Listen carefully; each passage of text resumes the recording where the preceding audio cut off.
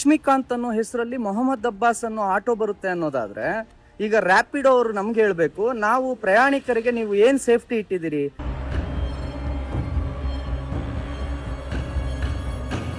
ಹಾಗಾದ್ರೆ ನಾಳೆ ಏನಾದ್ರೂ ಹೆಚ್ಚು ಕಮ್ಮಿ ಆದ್ರೆ ಪ್ರಯಾಣಿಕರಿಗೆ ನಾವೇನ್ ಮಾಡ್ಬೇಕು?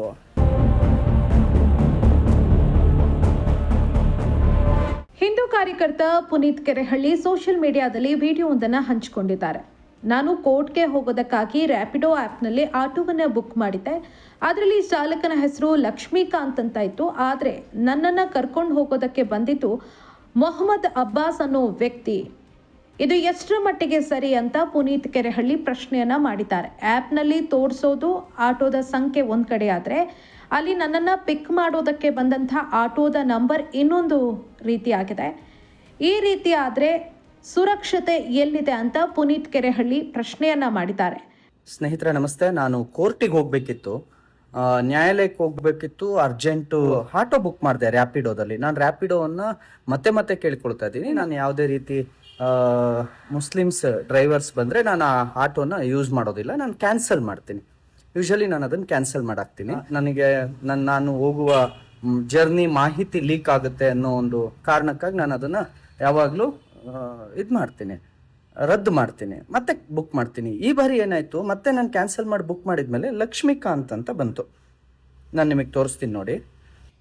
ಲಕ್ಷ್ಮೀಕಾಂತ್ ಅಂತ ಹೇಳಿ KA03 AL 0071. ನಾನು ಸರಿ ಅಂತ ಹೇಳಿ ಸುಮ್ಮನಾದೆ. ದಿಸ್ ಇಸ್ ಲಕ್ಷ್ಮೀಕಾಂತ್, ನೀವು ನೋಡ್ಬೋದು, ಇಲ್ಲಿ ನಂಬರ್ ಇದೆ, ಹೆಸರು ಲಕ್ಷ್ಮೀಕಾಂತ್ ಅಂತ, KA03 AL 0071. ಬಟ್ ಆಟೋ ಬಂದಿದ್ದು ಯಾವುದು ಅಂದರೆ, ಯಾವ ಆಟೋ ಬಂತು ಅಂದರೆ ತೋರಿಸ್ತೀನಿ ನೋಡಿ.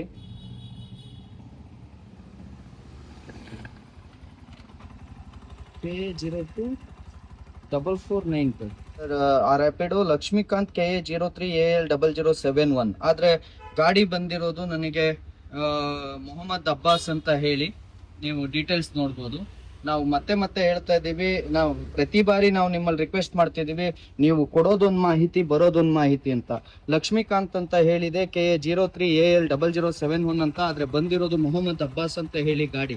ಈ ರೀತಿ KA02 AJ 4492 ಈ ರೀತಿ ಆದರೆ ನಾವು ಯಾವ ರೀತಿ ಸೇಫ್ಟಿಯಲ್ಲಿ ಜರ್ನಿ ಮಾಡಬೇಕು ನೀವೇ ಹೇಳಿ. OTP ಯನ್ನು ತಗೊಂಡಾಗಿದೆ, OTP ರನ್ ಆಗಿ ಈಗ OTP ಆಫ್ ಆಗಿದೆ. ಹೀಗಾದರೆ ನಾವು ಯಾವ ಥರ ಇದು ಮಾಡಬೇಕು ಹೇಳಿ?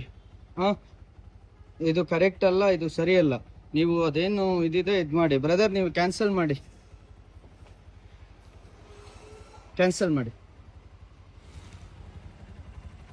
ನೋಡಿ. ಇದು ಬಂದಿದ್ದು ಲಕ್ಷ್ಮೀಕಾಂತ್ ಅಂತ, ಆಟೋ ಬಂದಿದ್ದು ಮೊಹಮ್ಮದ್ ಅಬ್ಬಾಸ್ ಅಂತ.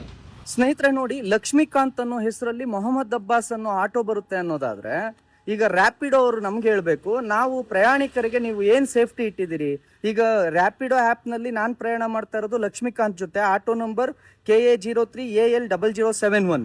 ಆದರೆ ವಾಸ್ತವವಾಗಿ ಪ್ರಯಾಣ ಮಾಡ್ತಾ ಇರೋದು ಮೊಹಮ್ಮದ್ ಅಬ್ಬಾಸ್ ಜೊತೆ, ಅದು ಆತನ ಆಟೋದಲ್ಲಿ. ಹಾಗಾದ್ರೆ ನಾಳೆ ಏನಾದರೂ ಹೆಚ್ಚು ಕಮ್ಮಿ ಆದರೆ ಪ್ರಯಾಣಿಕರಿಗೆ ನಾವೇನು ಮಾಡಬೇಕು?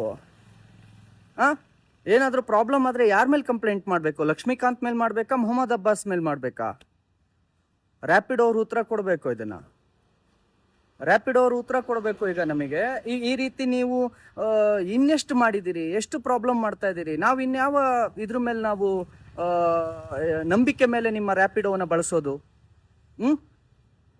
ಬುಕ್ ಮಾಡಿದಾಗ ಹೆಸರು ತೋರಿಸ್ತೀರಿ ಲಕ್ಷ್ಮೀಕಾಂತ್, ಕೆಳಗೆ ಬಂದು ಕ್ಯಾಬ್ನು ಆಟೋ ಹತ್ತಿದ್ರೆ ಅದು ಮೊಹಮ್ಮದ್ ಅಬ್ಬಾಸ್ದಾಗಿರುತ್ತೆ. ಸ್ನೇಹಿತರೆ, ಇದು ರ್ಯಾಪಿಡೋ ಅವನಿಗೆ ತಲುಪೋವರೆಗೂ, ಮತ್ತು ಯಾರು ಸಾರಿಗೆ ಇಲಾಖೆ ಇದ್ದೀರಿ, ನೀವು ಫಸ್ಟು ರ್ಯಾಪಿಡೋವನ್ನು ಫಸ್ಟ್ ಬ್ಯಾನ್ ಮಾಡಿ. ರಾಜ್ಯದಲ್ಲಿ ರ್ಯಾಪಿಡೋವನ್ನು ಬ್ಯಾನ್ ಮಾಡಿ ನೀವು. ಬೆಂಗಳೂರಿನಲ್ಲಿ ರ್ಯಾಪಿಡೋ ಇದೇ ರೀತಿ ಆಗ್ತಾ ಇದೆ. ಯಾರೋ ಬರ್ತಾನೆ, ಯಾರೋ ಹೆಸರಲ್ಲಿ ಯಾರ್ದೋ ಆಟೋ ತಗೊಬಂದು ಓಡಿಸ್ತಾನೆ. ಇದನ್ನ ಪ್ರಯಾಣಿಕರ ಸೇಫ್ಟಿ ಅಂತ ಕರಿತೀರಾ? ಇದನ್ನ ರ್ಯಾಪಿಡೋ ಆ್ಯಪನ್ನು ಬಳಸುವಂತಹ ಪ್ರಯಾಣಿಕರಿಗೆ ರ್ಯಾಪಿಡೋ ಸಂಸ್ಥೆ ಎಷ್ಟರ ಮಟ್ಟಿಗೆ ಸುರಕ್ಷತೆಯನ್ನು ನೀಡುತ್ತೆ ಅನ್ನೋದನ್ನು ಇದರಲ್ಲಿ ನೋಡಿದ್ರೆ ಗೊತ್ತಾಗತ್ತೆ. ಒಂಟಿ ಮಹಿಳೆಯರು ಆಟೋದಲ್ಲಿ ಪ್ರಯಾಣಿಸ್ತಾರೆ, ಅಂಥವರಿಗೆ ಏನಾದರೂ ತೊಂದರೆ ಆದರೆ ಯಾರು ಜವಾಬ್ದಾರಿ ಅನ್ನೋ ಬಗ್ಗೆ ಪ್ರಶ್ನೆಯನ್ನು ಮಾಡಿದ್ದಾರೆ. ರ್ಯಾಪಿಡೋ ವಿರುದ್ಧ ಈ ನಿಟ್ಟಿನಲ್ಲಿ ಕ್ರಮವನ್ನು ಕೈಗೊಳ್ಳಬೇಕು ಅಂತ ಕಮೆಂಟ್ ಮೂಲಕ ಸಾಕಷ್ಟು ಜನ ಆಗ್ರಹಿಸಿದ್ದಾರೆ. ಇದು ಅತ್ಯಂತ ಗಂಭೀರವಾದಂತಹ ಭದ್ರತಾ ಲೋಪ. ಕರ್ನಾಟಕ ಸಾರಿಗೆ ಇಲಾಖೆ ಮತ್ತು ಬೆಂಗಳೂರು ನಗರ ಪೊಲೀಸ್ ತಕ್ಷಣ ಈ ಬಗ್ಗೆ ಕ್ರಮವನ್ನು ಕೈಗೊಳ್ಳಬೇಕು ಅಂತ ಸಾಕಷ್ಟು ಜನ ಆಗ್ರಹಿಸಿದ್ದಾರೆ. ಹಾಗೆಯೇ ಆಟೋ ಹತ್ತುವ ಮುನ್ನ ಚಾಲಕನ ID ಮತ್ತು ನಂಬರ್ ಪ್ಲೇಟನ್ನು ಪರಿಶೀಲಿಸಿ ಎಚ್ಚರಿಕೆಯನ್ನು ವಹಿಸಿ ಅಂತ ಕೂಡ ಅವರು ಸಲಹೆಯನ್ನು ಕೊಟ್ಟಿದ್ದಾರೆ.